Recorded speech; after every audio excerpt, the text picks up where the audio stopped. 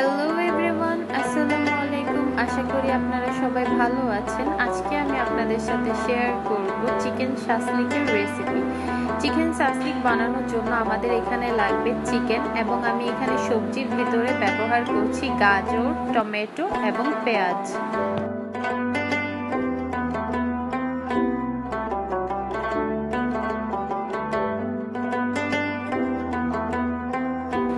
Chicken এবং সবজিগুলো ম্যারিনেশনের জন্য আমি এখানে ব্যবহার করছি 1 চামচ আদা রসুনের বাটা।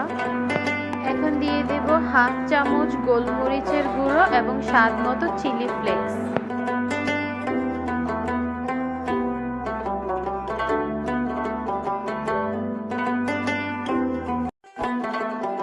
এখানে আমি লবণ দিয়ে দিব আর দিয়ে দিব 1 চামচ ভিনেগার।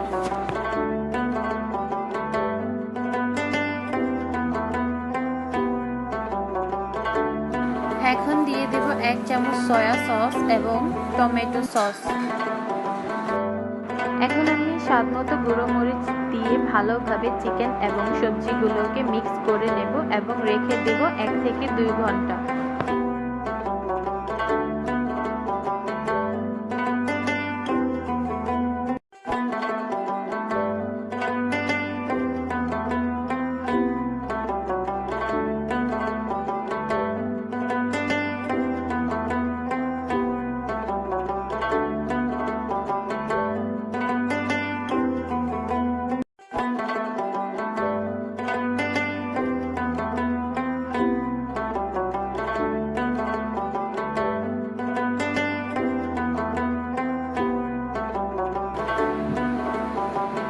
এখানে চুলার আঁচটা কমিয়ে একটি প্যানে তেল দিয়ে শাসলিকগুলো ভেজে নেব।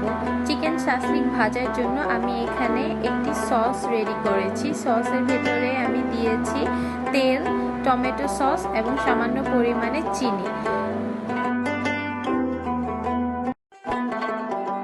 এই রমজানে আপনারা চাইলে ইফতারের জন্য এই চিকেন শাসলিকটি বানাতে পারেন।